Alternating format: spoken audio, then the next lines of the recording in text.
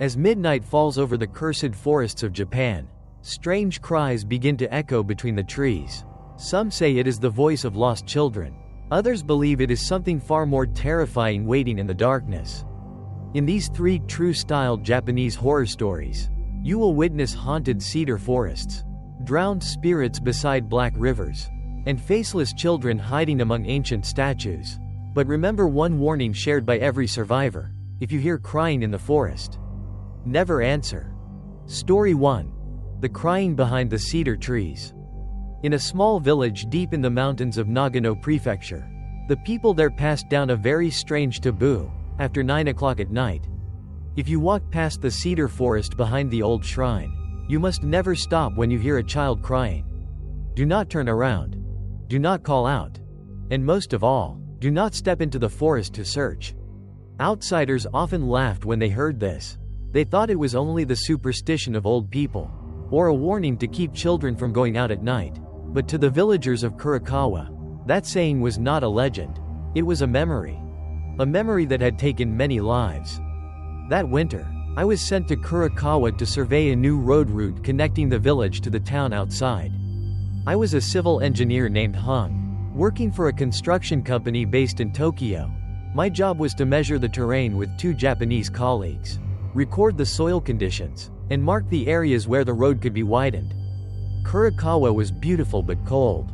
During the day, snow covered the rooftops. Smoke rose from low wooden houses, and from afar it looked like an old painting. But when evening fell, the whole village became unbearably silent. There were no cars, no people laughing or talking, only the sound of wind blowing through the cedar forest behind the shrine. That shrine had long been abandoned. The villagers called it the Shrine of the Crying Mother. On our first day in the village, we rented rooms at a small inn run by an old woman named Saito. She was over 70, slightly hunched, spoke slowly, but her eyes were very sharp. When she learned that our group had to survey the area near the forest, she immediately frowned. She said, "Daytime is fine, but when the sun goes down behind the mountain, you must leave that place at once." My colleague, Tanaka, smiled lightly. "Are there wild animals there, ma'am?" Old Mrs. Saito looked at him for a long time before replying. "No. If it were wild animals, that would be fortunate." The air in the room suddenly grew heavy. I asked her what had happened in the forest. She did not answer immediately.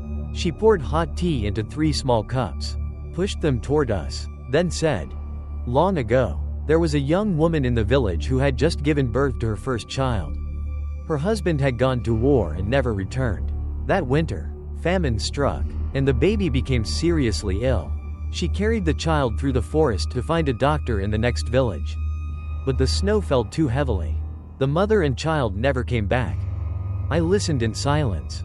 She continued, 3 days later, people found the mother's body under a great cedar tree. Her 2 arms were wrapped tightly around a blanket, but inside it, there was no baby." Tanaka asked, "Where was the baby?" Old Mrs. Saito looked out the window. In the distance, the cedar forest stood pitch black beneath the gray sky. No one knows. Since then, every night in the forest, there has been the sound of a child crying. I tried to remain calm. As someone who worked in engineering, I did not believe in ghosts. I thought it might be the sound of wild animals, the wind, or echoes from the mountain ravine. Stories like that are usually born from fear and imagination. But on the 3rd night in Kurakawa, I understood why the people there never laughed when mentioning that crying. That day, we worked later than planned. Snow had begun falling around 4 in the afternoon. The positioning device malfunctioned, and one marker stake was off position, so we had to measure again. By the time we finished packing up, it was almost dark. The road from the survey area back to the village ran along the edge of the cedar forest. Wherever the flashlight shone, the snow glittered back. Wind passed through the tall tree trunks, creating a long whistling sound like someone's breath. Tanaka walked ahead, I walked in the middle, and Mori, the youngest colleague, walked at the back. All 3 of us were tired, and no one spoke. When we passed the stone gate leading to the abandoned shrine, I suddenly heard a very small sound. At first, I thought it was the sound of a branch breaking. But then the sound rang out again. Wah, wah? I stopped walking. It was the sound of a child crying. Very far away, but very clear. The crying echoed from deep inside the forest. Mori heard it too. He turned to me, his face pale. "Did you hear that?" Tanaka, ahead of us, immediately turned back, his voice harsh. "Keep walking, don't stop." But the crying rang out again. This time closer. "Wah? Wah, mommy?" A chill ran down my spine.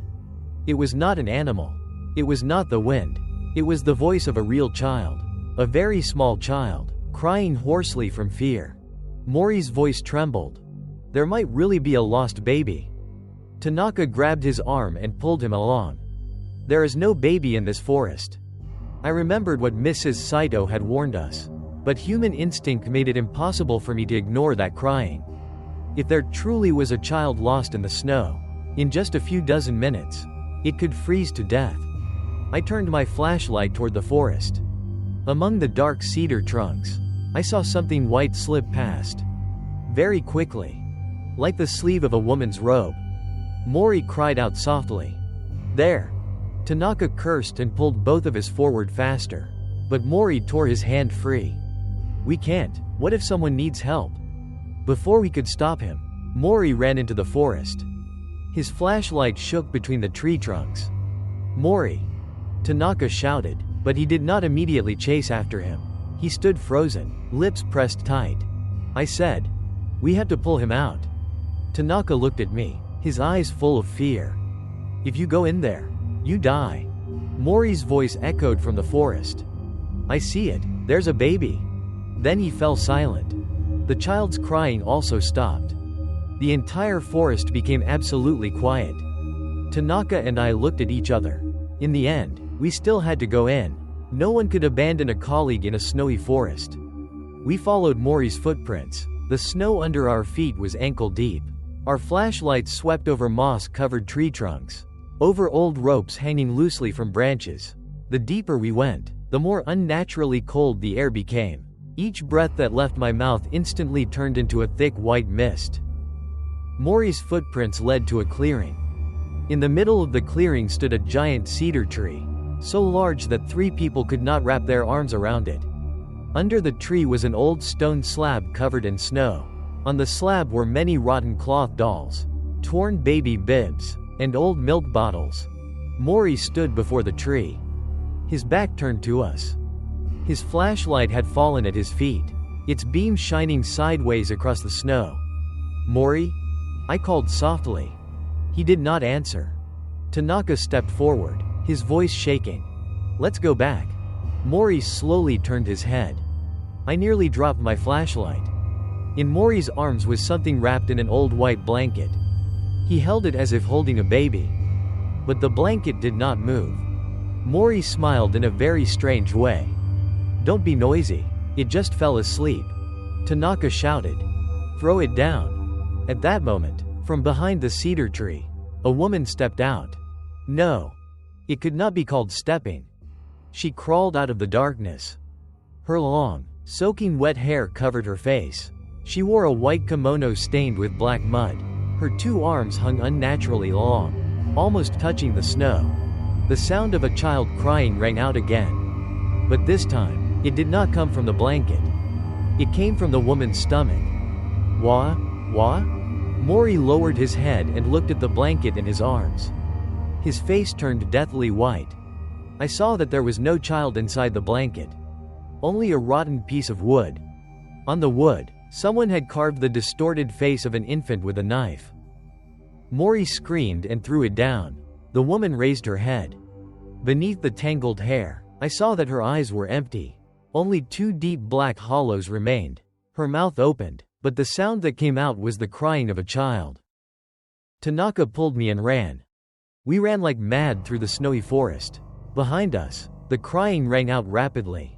Sometimes near, sometimes far, sometimes like one child, sometimes like dozens of children crying together. Mori ran behind me. I heard him panting. Then suddenly, Mori's footsteps disappeared. I turned my head. He was nowhere to be seen. Only the dark rows of trees and footprints being quickly covered by new snow. Tanaka did not let me stop. He dragged me out of the forest, past the stone gate, then ran straight back to the village. The next morning, the whole village organized a search for Maury. They found him at noon.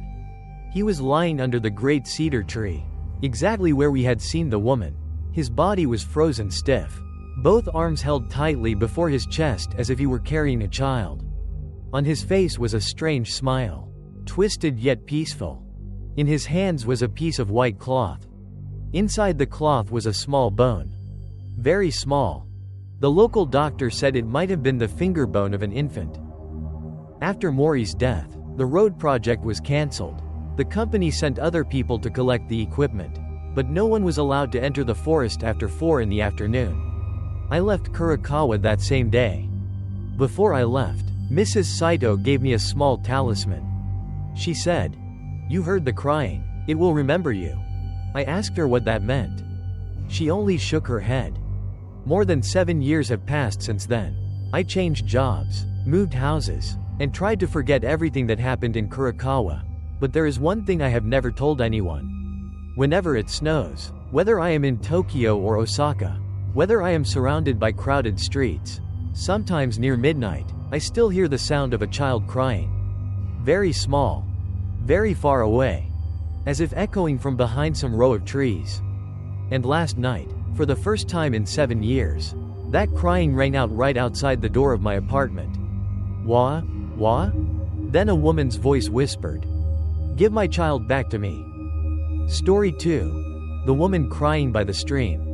The village of Minazawa lay beside a large stream that flowed through the northern forest of Gifu Prefecture. The people there made a living by growing mushrooms, gathering wild vegetables, and crafting wooden goods. They were kind and quiet. But there was one strange thing.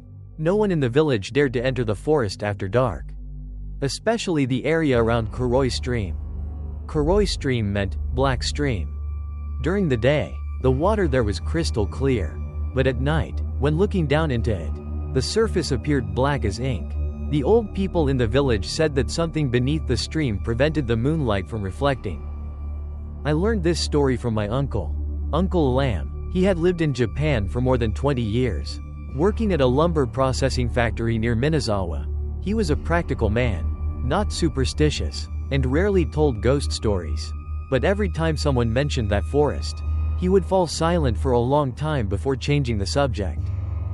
Only after he returned to Vietnam to recover from an illness did he finally tell me what had happened to him. That year, he was 36 years old. The lumber factory where he worked had received a large order, so they often worked overtime until late at night. From the factory back to the workers' dormitory, there were 2 routes. One went around the highway and was almost 4 kilometers longer.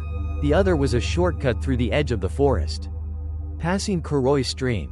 During the day, workers often took the shortcut. At night, no one did. At first, Uncle Lamb also followed everyone else and took the longer road. But one night, exhausted after work and with the cold weather getting worse, he decided to use the shortcut to save time. It was around 9:30 at night. The moon was hidden behind clouds, and the forest was dark, but he had a flashlight and a phone. A Japanese co-worker named Okabe saw him turning toward the path and quickly called out, "Don't go that way at night." My uncle laughed. "I'll be quick, 15 minutes and I'll be back at the dormitory." Okabe looked at him seriously. "If you hear a woman crying by the stream, just keep walking, don't look." My uncle thought he was joking, waved his hand dismissively, and entered the forest. At first, everything was normal. The narrow trail was covered with dry leaves, with maple and cedar trees on both sides. Insects chirped endlessly. Occasionally, the flapping wings of a night bird startled him a little, but there was nothing frightening. After about 10 minutes, he heard the sound of running water. Kuroi Stream was ahead. He pointed his flashlight downward to avoid slipping. At that moment, he heard crying. A very faint crying sound. Soft sobbing. Like a woman desperately trying to cover her mouth to keep from crying out loud. He stopped walking. The crying came from the left, down the slope leading to the stream. Hick, hick. He remembered Okabe's warning. If you hear a woman crying by the stream, just keep walking, don't look. But the crying sounded too real. It did not sound like something from a legend. It sounded like a person in pain, someone utterly desperate. He shined his flashlight toward the stream bank. A woman sat on a large rock. She wore a gray coat, and her long hair covered most of her face. Her shoulders trembled with every sob. At her feet, the black stream flowed between moss-covered stones. He called out in Japanese, "Are you okay?" The woman stopped crying, but she did not turn around. My uncle felt uneasy. Part of him wanted to leave, but another part feared that if she was truly someone in trouble, he would regret abandoning her for the rest of his life. He stepped down the slope. The dry leaves were slippery, and he had to hold onto tree trunks to avoid falling. "Are you hurt?" The woman remained motionless. Then she spoke very softly. "My child fell into the water." A chill ran through him. "Where?" The woman raised her hand and pointed at the stream. He followed the direction of her hand with the flashlight. The surface of the water was pitch black. There was nothing there except small ripples. "How long ago?" The woman replied, "Just now." Her voice was hoarse, like someone who had cried for too long. My uncle immediately took out his phone to call the police, but there was no signal. He walked a few steps back up the slope and checked again. Still nothing. The woman cried again. "Please, help me pull her out?" He looked down at the stream. The water did not seem very deep, only knee-high near the bank. If a child had fallen in, maybe the body was caught somewhere. He removed his coat, placed the flashlight on the rock, and stepped into the water. The water was freezing cold, like knives cutting into his skin. The moment it touched him, his legs went numb. He carefully moved along the rocks, sweeping the flashlight across the stream. "What color clothes was your child wearing?" No answer came. He turned around. The woman was still sitting on the rock, but her posture had changed. She lowered her head so deeply that her hair nearly touched her knees. He asked again, "What color was the child's clothing?" The woman slowly raised her face. Under the weak flashlight beam, he saw a swollen white face, like flesh that had soaked underwater for a long time. Her eyes bulged outward, her lips were purple-black, and the skin on her cheeks peeled away in patches. He froze in terror. The woman opened her mouth. Black water poured out from inside it. Red clothes. At that moment, something touched his leg beneath the water. He looked down instinctively. A tiny pale hand was gripping his ankle. Beneath the dark water, he saw the face of a child. It stared at him with wide-open eyes. Its mouth was open, but no sound came out. He screamed and kicked violently. The small hand released him. He scrambled up onto the bank, slipping several times on the mossy stones. Just as he climbed onto the rock, the woman was already standing right in front of him. She was unnaturally tall. Her wet hair clung to her face. Water dripped from her sleeves and pant legs in steady streams. She said, "You saw my child, didn't you?" He stepped backward. "No, I didn't see anything." The woman tilted her head. "Then why are there handprints on your leg?" He looked down. 5 bruises shaped exactly like a child's fingers had appeared around his ankle. From beneath the stream came the sound of crying. Not one child, but many children. Their cries mixed with the sound of flowing water, mournful and distorted, as though rising from the depths below. My uncle turned and ran up the slope. The woman did not chase him, but the crying followed closely behind him, growing nearer and nearer. He ran until he could no longer feel his legs. Branches lashed against his face. Dry leaves scattered everywhere. Several times he thought he saw the lights of the dormitory in the distance. But every time he blinked, all he saw was forest again. He was lost. His phone had no signal. His flashlight flickered on and off. He kept running and running until exhaustion finally caused him to collapse beneath a tree. The crying stopped. The silence became so complete that he could hear his own heartbeat. Then, from behind the tree, came the sound of dripping water. Drip, drip, drip. He slowly turned his head. The woman stood behind him. In her arms she carried a child wearing red clothes.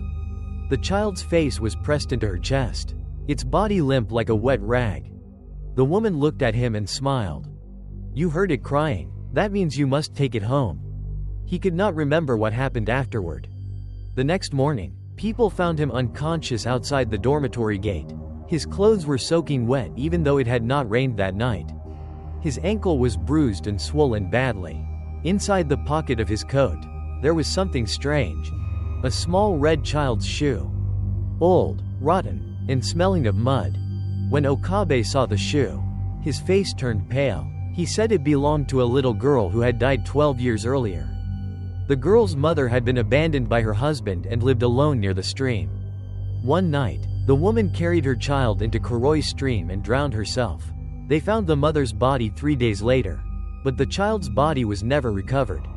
Since then, many people walking past the stream at night heard a woman crying. Anyone who stopped to ask what was wrong met with disaster. Some went insane, some disappeared, some returned home only to find children's belongings soaked with water appearing inside their houses. Uncle Lamb quit his job after that incident. But the most terrifying part was not the night in the forest. It was what happened afterward.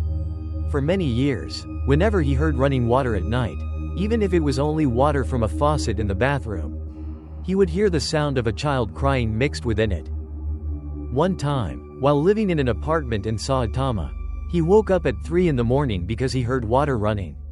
He went to check and found the faucet in the sink turned on by itself. Water overflowed onto the floor. On the wet tiles were tiny footprints. Child-sized footprints. They led from the bathroom to the door of his bedroom. And right in front of the bedroom door was a soaking wet red shoe. The second shoe. He threw it away many times. Into trash bins, into rivers, even into a furnace. But a few days later, it always appeared inside the house again. Until he returned to Vietnam, he thought he had escaped.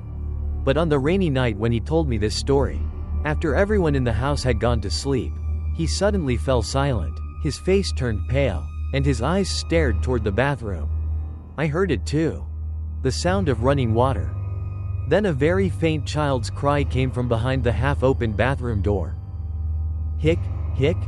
Uncle Lamb gripped my hand tightly and whispered, "Don't listen, never listen." 3 months later, he died. Before he died, my mother cleaned his room and found a small red child's shoe beneath the bed. Soaking wet, even though the entire room was completely dry. Story 3. The Faceless Child. In 2018, a group of photography students from Tokyo decided to create a graduation project about forgotten forests in Japan. The group consisted of 4 people: Haru, Yuki, Daichi, and a girl named Mai, a Vietnamese international student majoring in documentary filmmaking. They chose Aokura Forest, a place few people knew about. Located more than 20 kilometers from the nearest town, Aokura was not as famous as the haunted forests people talked about online. But local records contained many strange disappearance cases.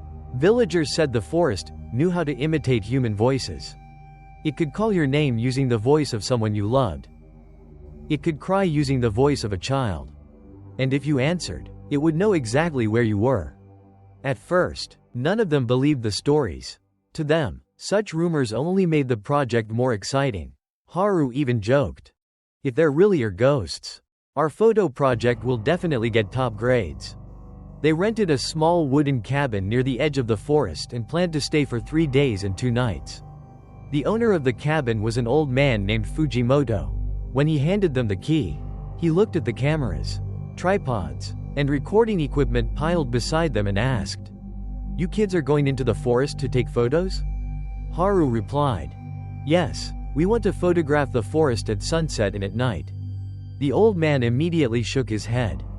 "At night is not allowed." Yuki laughed. "We have lights and GPS. We'll be fine." Fujimoto did not smile. He only said, "If you hear a child crying, cover your ears. If it calls your name, never answer." Mai felt slightly uncomfortable hearing that. She had worked on many documentary projects in remote areas and had heard countless superstitious stories before. But the look in the old man's eyes made her uneasy. On the first night, they only filmed around the cabin. Everything seemed peaceful. Aokura Forest at night was beautiful, with thin fog drifting between the trees while moonlight fell in silver streaks across the ground. Daichi placed a recording device near the forest edge to capture the sounds of wind and insects for their project. Around 2 in the morning, the recorder shut off by itself. The next morning, while checking the audio files, Daichi discovered something strange. The whole group sat around the table wearing headphones and listening to the recording. At first there was only the sound of wind. Then, at the 43rd second, the faint sound of a child crying appeared. Hic, hic? Yuki immediately removed her headphones. Are there any houses nearby? Haru shook his head. The nearest house is more than 3 kilometers away. Daichi replayed the recording and amplified the waveform. The crying lasted about 2 minutes. But at the end of the file, there was a very soft voice. A child's voice. Mai. The room fell silent. Mai thought she had heard wrong. Daichi replayed it. This time, everyone heard it clearly. Mai. The child's voice was calling her name. Haru forced a smile. It's probably just audio overlap. Maybe the wind. But Mai did not find it funny. She had never said her name while setting up the recorder. None of them had even been outside at 2 in the morning. On the second day, they went deeper into the forest to take photographs. Aokura was beautiful but strange. The trees grew densely, and very little light reached the ground. In many places there were no birds, no insects, only a suffocating silence. Around 3 in the afternoon, Mai discovered an old path almost completely hidden by grass. At the end of the path stood a rotting wooden gate with broken Shimenawa ropes hanging from it. Beyond the gate was a small shrine, half collapsed. Inside the shrine were many Jizo statues. Jizo statues in Japan are usually placed to pray for deceased children. But every Jizo statue there had no face. Not broken naturally. Their faces looked as though someone had deliberately ground them flat, leaving only smooth white surfaces with no eyes, no nose, and no mouth. Yuki shivered. We shouldn't take photos here. But Haru became excited. He thought the scenery was perfect for their project. He set up the camera, adjusted the lighting, and told Mai to stand near the row of statues while filming a slow panning shot. Mai did not want to, but she did it anyway. When she looked through the camera screen, she saw a child standing among the Jizo statues. The child wore a yellow raincoat. Its head was lowered. Mai startled and lowered the camera. There was no one there.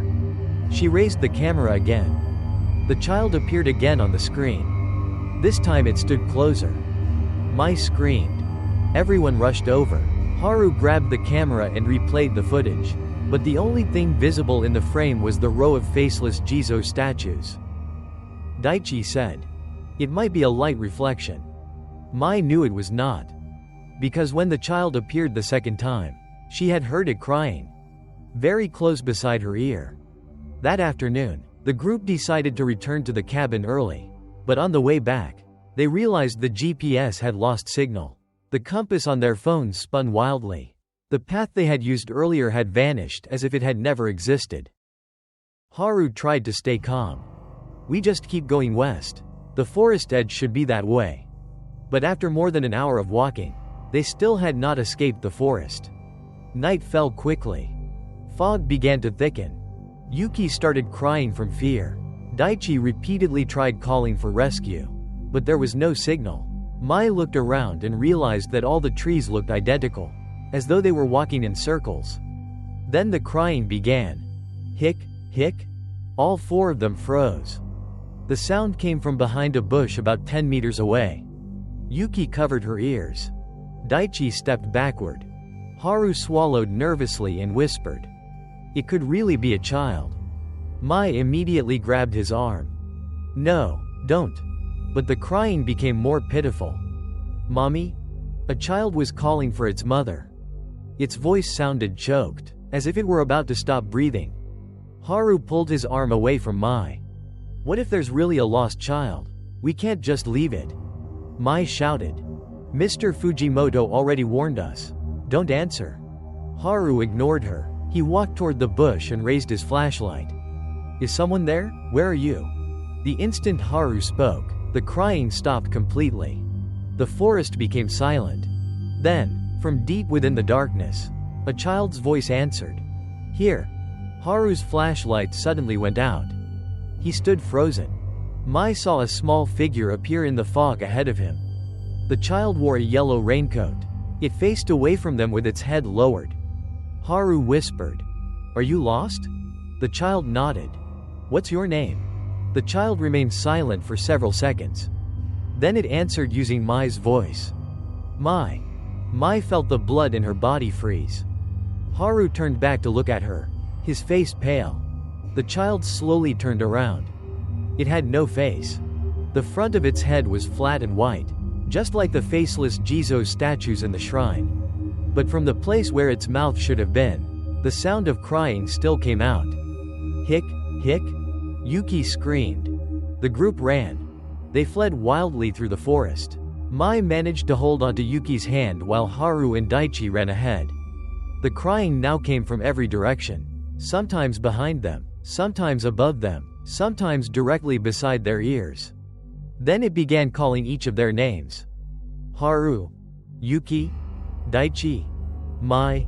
Each time Mai heard her name, her mind became dizzy, as if something was pulling her thoughts out of her body. She remembered the old man's warning, if it calls your name, never answer.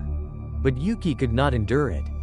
When the child's voice called, Yuki, for the third time, she burst into tears and shouted back, "Stop calling me."